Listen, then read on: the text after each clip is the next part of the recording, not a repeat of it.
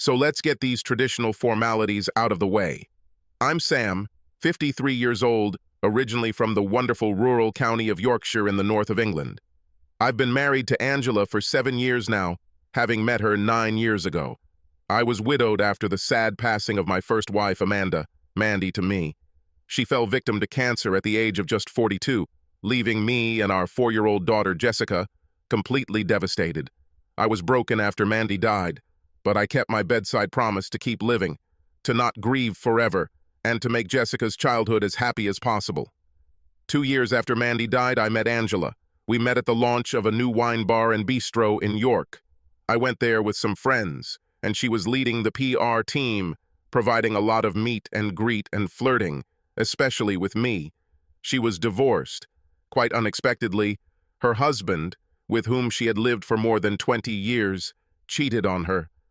She was deeply hurt by being left for another woman and was left with bitterness towards any man who was caught cheating. Actors, athletes, politicians.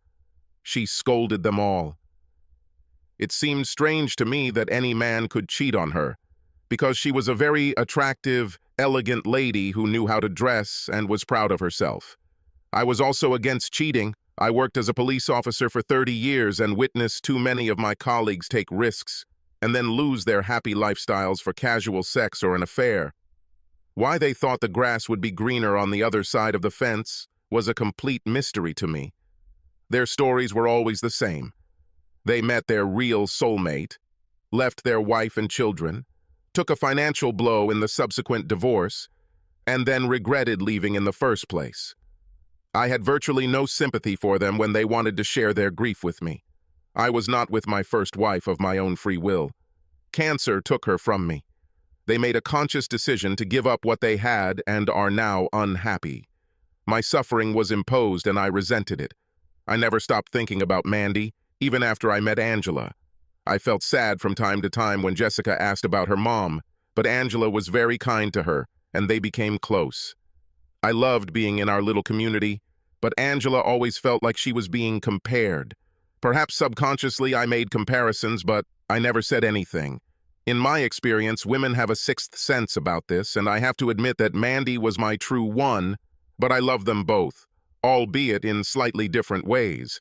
Notice I say love and not loved, because I will always love memories, oh Mandy, and much love Angelo.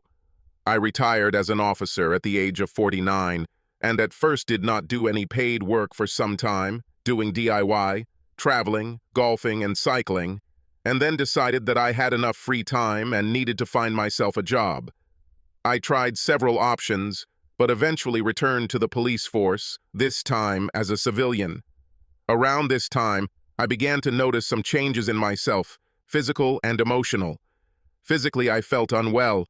I lacked energy, and from a passionate lover, I turned into a bored, not today. I had no libido at all and had no idea why things had changed. Maybe it's a sudden change in lifestyle after retirement? Whatever it was upsetting me and Angela. One day, out of the blue, Angela asked me, "Are you seeing someone else?" "What?" I answered. "Where did you get the idea?" "Because you show no interest in me," she said decisively. "And we haven't made love since you retired." I was completely dumbfounded, but she was right. We had not been intimate for several months, and I, as usual, put problems aside when I could not cope with them. I hugged her and burst into tears before quickly reassuring her that I hadn't cheated on her. Then I sat her down and listed all the things that were bothering me.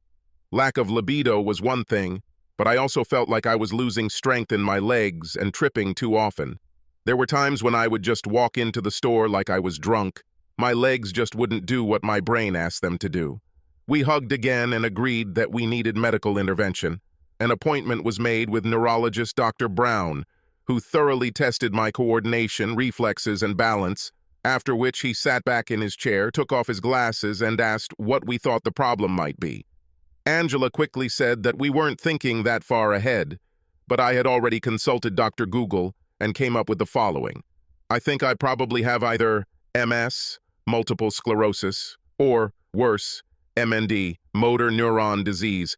I knew the outcome would be bad either way, but I was almost hoping I had MS, as I understood the enormity and inevitability of MND. Dr. Brown was great. He smiled and looked at me comfortingly. There is something to it, but it's neither one nor the other, and I'm sure there's a problem in your spine causing the nerve problems. I covered my face with my hands and burst into tears, only having time to thank him. "Let's do an MRI and decide how we will treat you," he said.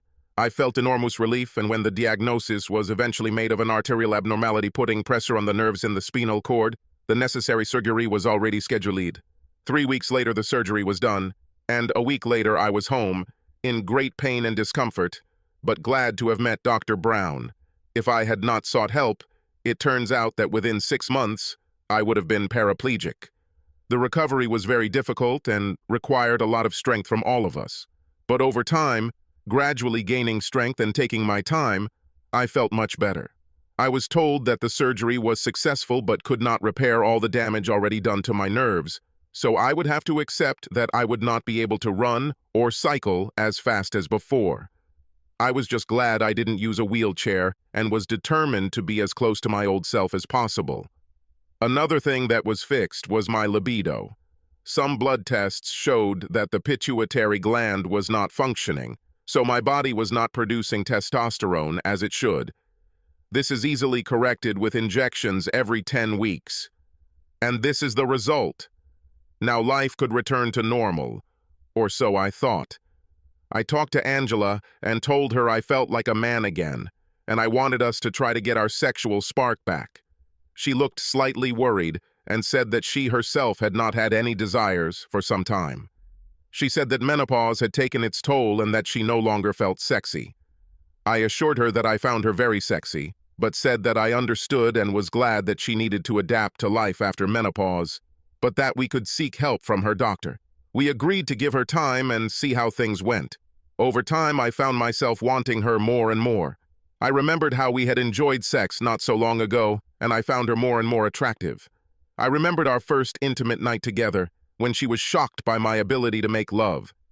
For our first romantic night as a couple, we decided to stay in a luxury hotel, and the four-poster bed was especially luxurious. I loved her slowly and with pleasure. She reached climax more than once, and was shocked by the possibilities that had opened up to her. Her ex-husband had not been a good lover, and at 45 she was experiencing great sex for the first time. This was her sexual awakening, and she was grateful but angry that it took her so long to find it. "Oh my God, Sam, this is just amazing. I have never had a lover like you. Thank you." Then she started crying. I didn't know if it was because she realized what she had missed or out of delight, but it didn't matter. "Don't thank me, Angela, and we're not done yet anyway." She gave me a very short, slightly shocked look, which was quickly replaced by an impudent and not very innocent smile. She did as I asked, and I had her, until I was ready to explode. She clearly sensed the inevitable. "Come on, Sam, please," she begged. "I cannot wait any longer." I happily agreed, and I have to say that it was probably one of the 5 best finals of my life. It was so strong that I had to hug her waist again to stay on my feet. After climax, my thighs trembled noticeably for at least a full minute, as if an electric current was running through my body.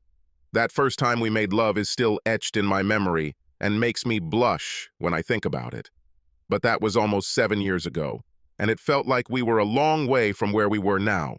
Our sex life was fantastic until my spinal abnormality and pituitary failure got the better of me. Angela loves sex. There were times when she was waiting for me when I finished a late shift, wearing the sexiest lingerie from Victoria's Secret or Ann Summers. When I returned home, she practically attacked me. "Now, Sam," she urged, "there's no time for dinner. Today you'll eat me as dessert." We then had a wonderful night of sex, combining romantic and slow lovemaking with vigorous sex. It was the best sex of our lives for both of us, and we giggled about it for weeks afterwards. So let's go back to today, 6 weeks ago to be exact. We were doing well, or so I thought. We spent time together, watched TV, went for walks, and recently returned from a short holiday in Scarborough. While watching a documentary on Channel C4 about unusual couples and their bizarre sexual fetishes, A program was shown about a famous cheating site. This was the site that accidentally leaked the personal information of its users in the US, embarrassing many hundreds of people. I commented that these scammers got what they deserved, and we laughed at how they would try to explain their membership to their wives and husbands. A few days later, when I was browsing one of the famous adult sites, the same cheating site appeared on the screen. Frankly, I became curious and went to it. I was interested in seeing what women had to say through their advertising, called a profile on the site, so I created a completely fake account. It was initially free, but if I wanted to send messages, I would have to buy some very expensive tokens. I wasn't going to do anything, so I skipped that part. However, I now had access to profiles and blurry photographs of all sorts of women, and some of what I wrote was quite explicit. Others were housewives who were bored and looking for excitement, and some were just singles looking for partners. I was wondering why a single woman would choose this site rather than Tinder, POF, or any of the other regular online dating sites. Another thing I discovered was that while men were required to pay for full membership, women could join for free. A little unfair in these times of equality, I thought. I created an account for Ben, 45 years old. Okay, I took a few years off. Married but bored and wanting to meet regularly for sex. I was happy to travel, but only wanted fun without commitment because I didn't want to risk my marriage. It was a pretty vanilla description, but I only included the highlights since I didn't expect or want any messages. I looked through all the profiles, there were hundreds of them, so I narrowed my search down to women within a 50-mile radius of me. I used Leeds as my city, as it was only 20 miles away. I also included an age range of 40 to 60 to see how many there would be. There were 35 potential cheaters within a fairly small radius. I was surprised, but found it interesting. I've read them all. Of particular interest was a woman from Leeds. Her profile was, "Hi, I love sex. I like sex in any form. Send me a photo of your manhood, and if I like it, I will invite you to have me." That's all. No description of herself, no mention of hobbies, no age of the men she wanted. I was quite amused by her self-confidence and courage. Of course, no man would agree to something so frank, I thought. And what kind of women come here? But some commercials depicted much more normal people. Many women actually praised their husbands and made it clear that they would not do anything to jeopardize their marriage or lifestyle. I even sympathized with these women because they all said the same thing. They lacked intimacy and the feeling of being wanted or wanted. I sympathized with them because I knew what it was like to love someone but also suffer from a lack of intimacy. Essentially, like me, they were married for love, but they lacked sex. I couldn't justify their desire to cheat, but I also understood their pain and disappointment. Flipping through the pages, I came across Lonely Christina, 55 years old. She was from York and loved her husband, but was no longer in love with him. She enjoyed his company, but loved him more as a brother than as a lover and wanted someone to rekindle her passion. There were two aspects that immediately attracted me to this profile. Firstly, she is from York, since our village is on the outskirts of this city. The second is her name. Since Christina is Angela's middle name, it's probably a coincidence. I thought, or better said, I hoped. Then something else struck me. Why did this site appear when I was looking at an adult site? I'm not a computer expert, but I know that some websites track IP addresses. Maybe it appeared because someone was watching it from our IP address. Now my brain added 2 plus 2, and it came out to 5. At first I didn't do anything. I didn't dare write to Lonely Christina, 55, for fear of what she might reveal, but I had a sick feeling and felt I had to find out. I remembered Angela asking me if I was cheating when I was going through the zero sex drive phase before my diagnosis. If I didn't mind her asking me, then surely she wouldn't mind if I asked her the same question, right? Wrong. So we sat and watched TV. Jessica was in her room talking to her friends on Instagram or something, so it was just the two of us. "Angela, can I ask you something and please don't be angry?" I said nervously. "Of course, dear. You can ask me anything," she answered softly. "This evening I sensed something was on your mind. And I immediately asked, "Are you cheating on me or will you ever cheat on me?" Her answer was quick and precise. "Damn it, Sam. Where the hell did you get that from? You just haven't been interested in me lately." "Do you still find me attractive?" I asked. The slight pause before answering made me fear the worst, but then she said, "Of course I found it. You are still a very handsome man." Unfortunately, this was followed by a statement that every man in such a situation fears. "It's not about you, it's about me." We hugged and she said I had nothing to worry about. She's about to go see the doctor we talked about earlier, and she's sure there's something out there that can help rekindle the fire of her passion. She suggested we go to bed, and we went. When we lay down, we took our usual position. I hugged her, clasping her breasts with my hands, lightly stroking, but not caressing. After about 5 minutes, she turned her head slightly and whispered for me to lie on my back. When I turned over on my back, she turned to me and took care of my manhood. "I like doing this for you," she said. Then something strange began to happen.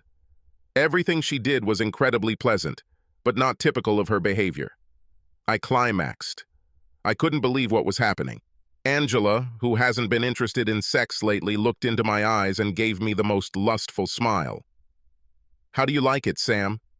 she asked, already knowing the answer. "I hope you enjoyed it as much as I did." What could I say other than, "Damn, Angela, that was amazing. But why such a sudden change? You've never done this before."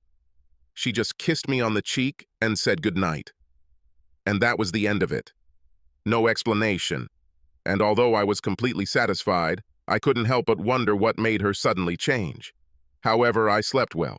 The next morning passed as if nothing had happened, and there was no talk of my amazing pleasure for the night. Angela went to work, and I played a Thursday morning round of golf with some guys I knew from the club. When I got home, I felt very excited.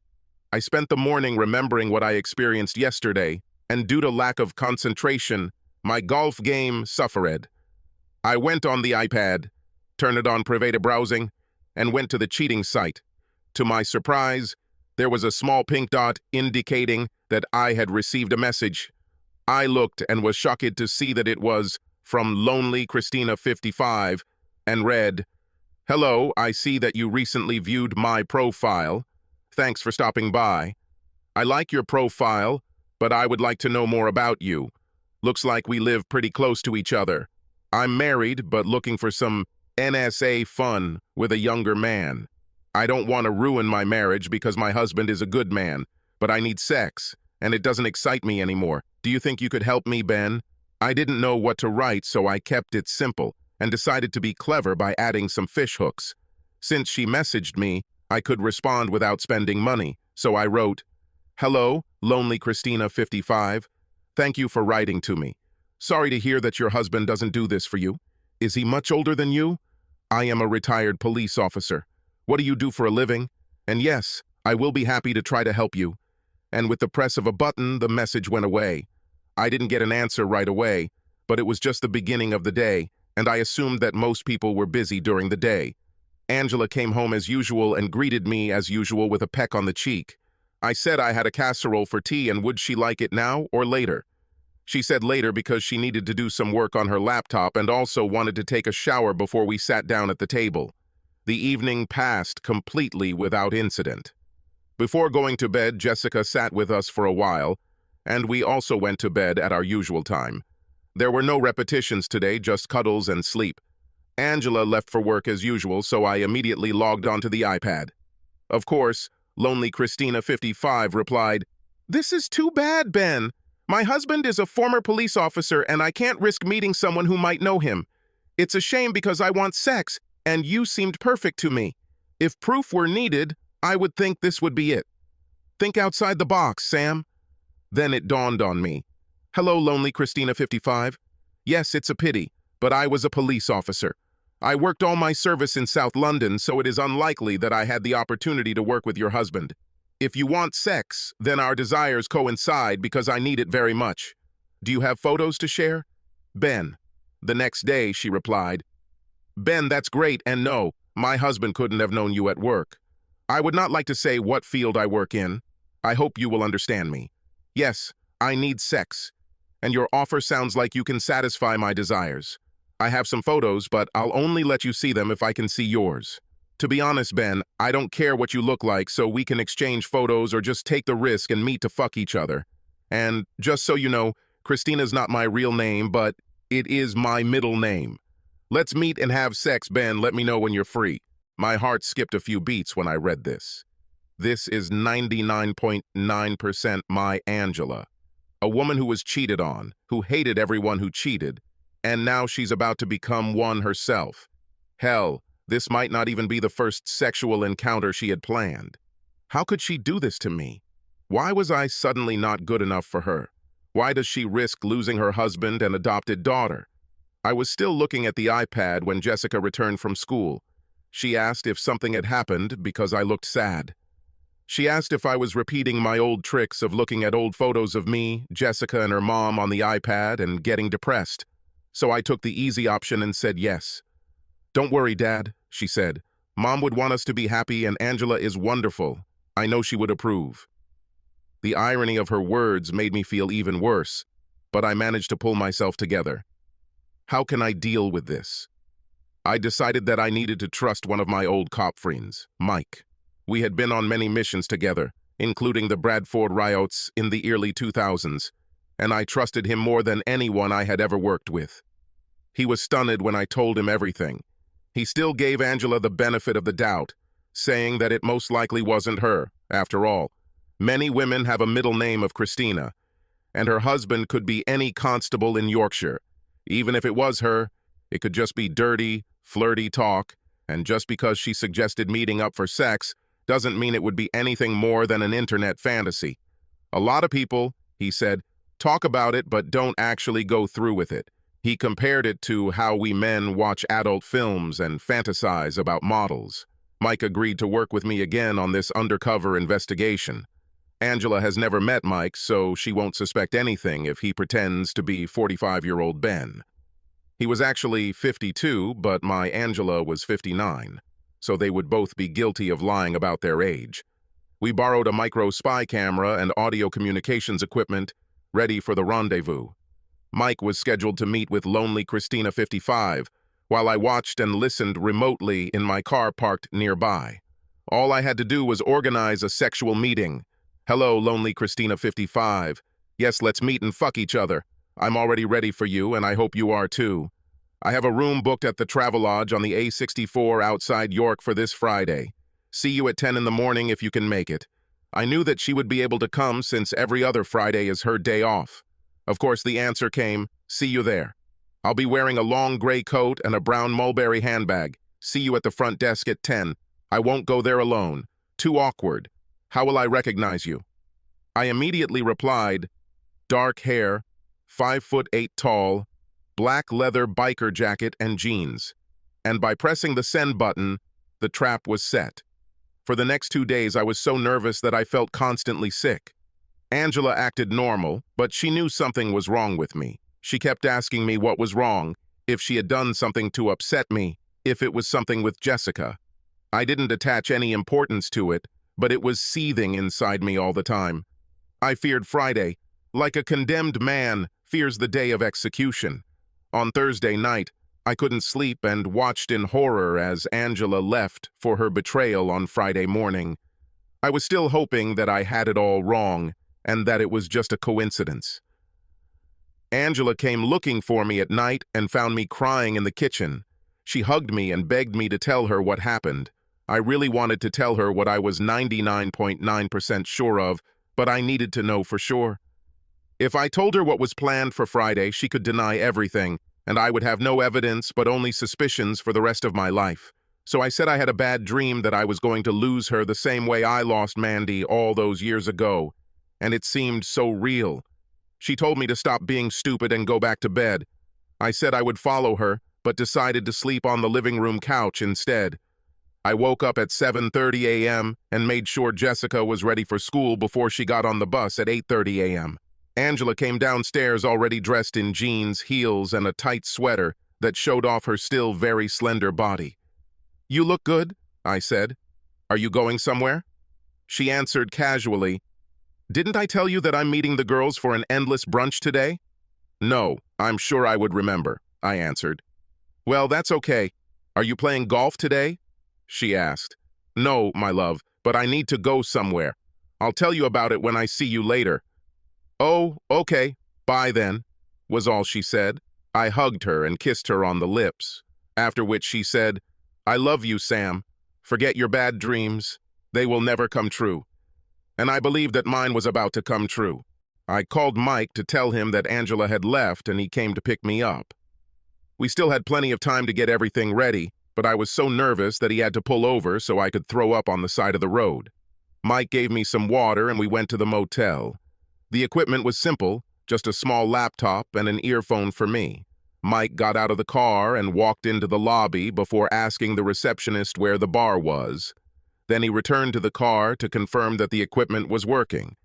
I said that I saw everything and clearly heard what he and the administrator said. And then it dawned on me.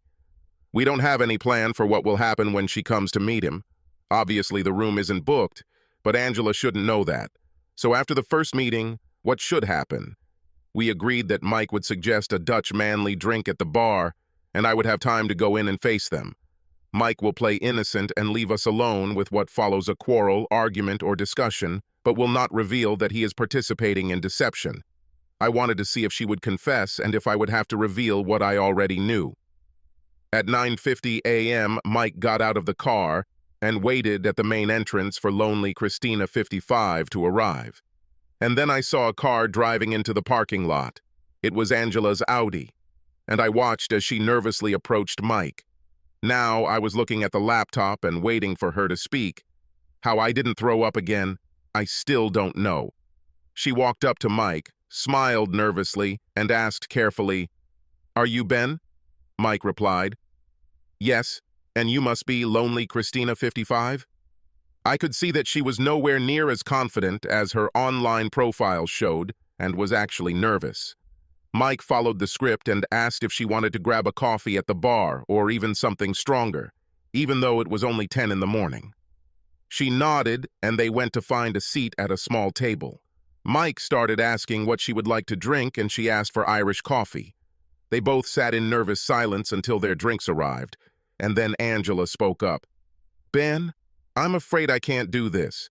She looked at Mike, and on the monitor, I saw tears rolling down her cheeks.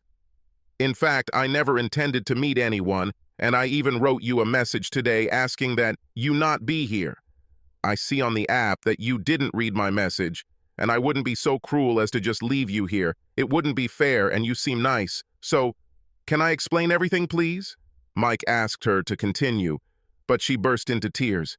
He gave her a napkin, and having calmed down, she slowly spoke again. I went to the site out of curiosity. I like talking about sex dirty and open. I was interested in how the man would react, but I was never going to follow through. Even when I said that I was ready for you, it was pure fantasy, in fact. At that moment, I was stirring the pot and could not look less sexy. I see, Mike said. Well, what about the room that I booked and paid for? Oh, Ben, I'm so sorry. Let me give you the money. I don't want you to pay the bill because of my stupidity, she almost begged. I felt like Mike was playing with her and using his old interviewing skills to get as much out of her as possible. So, what about the husband you love but no longer lust after? He asked, looking her straight in the eyes. I love him very much, and now he is as sexy as the day I met him. We wouldn't do anything to hurt each other, and I'm sorry, Ben, but no matter how attractive you are, I won't go into a room with you today or any other day. We both had a few personal issues that affected our relationship, but now everything is settled, and we only want each other. I'm so sorry, Ben, and I hope you find the romance you want, but it can't be with me. And with that, Angela stood up, drank her Irish coffee in one gulp, and left the hotel. Mike waited 10 minutes before joining me in the car. He asked if I had seen and heard everything, and I confirmed that everything was clear as day. Mike said I should go home and talk to my wife. I was still dazed, but just as relieved as I had been when I first spoke with Dr. Brown, so I simply nodded, unable to speak. On the way, we agreed that we would keep our operation secret, unless it became necessary in the future to reveal our deception. As we pulled up to the house, I saw Angela's car in the driveway. I turned to Mike and thanked him. He just smiled, shook my hand, and told me to leave. When I entered the house, Angela was in the room, bursting into tears. She looked at me and literally ran towards me, hugging me as tightly as you can imagine. "What's the matter?" I asked. "Why did you come back so quickly from an endless brunch with the girls?" "Something happened, Sam. I needed to get some things done, so brunch had to be canceled. I'm so glad you're home, but I have something to tell you, and I'm afraid you'll hate me. I had a crazy fantasy, and I stopped her before she could finish her sentence and told her that everyone has secret fantasies. "But why are you crying, honey?"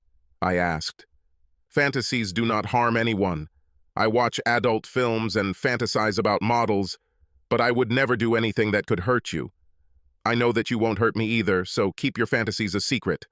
I don't mind and I don't need to know them." I smiled and wiped her tears. Then Angela said, "I was thinking about your nightmare.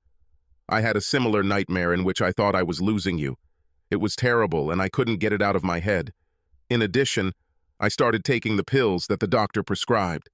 They should restore my sexual appetite, but they can also make me even more emotional and irrational than usual." "Well then," I said, "maybe we should go upstairs and act out a real fantasy." She looked at me, and I saw how the sad expression on her face almost immediately turned into a sly smile. "Oh, Sam, you have no idea how much you mean to me." "Then you better show it to me," I suggested as we walked upstairs to our bedroom. She looked straight at me, tilted her head slightly, and put a finger to her lips, like a puzzled mathematician pondering a quadratic equation. "Wait here, Sam. Turn on the music and give me 5 minutes. I need to change." And with that, she went into our bathroom. I turned on the music as she asked and sat on the bed, waiting for Angela to return. She looked absolutely stunning when she came out of the bathroom. She was wearing black silk stockings and suspenders and a lacy black bra. Wow, that's all I could say. We made love as if we were in a completely new relationship, and we both had at least 2 climaxes. Afterwards, we just held each other, enjoying the post-coital glow for at least an hour until we heard Jessica come through the front door after school. I shouted that we were both upstairs, and Jessica just laughed and shouted that we should not stop because of her, but also not make any noise, since she had homework. She is a very sassy, daring, and smart girl, just like her mother. We never talked about that meeting between Lonely Christina 55 and Ben. Angela never found out that Ben was actually Mike, and her profile disappeared from the cheating site within hours. 6 or so weeks later, we are working on our relationship, and I'm very happy to report that Angela's pills are certainly having the desired effect. The only thing I want now is for our secret fantasies to remain fantasies. As for our joint fantasies, let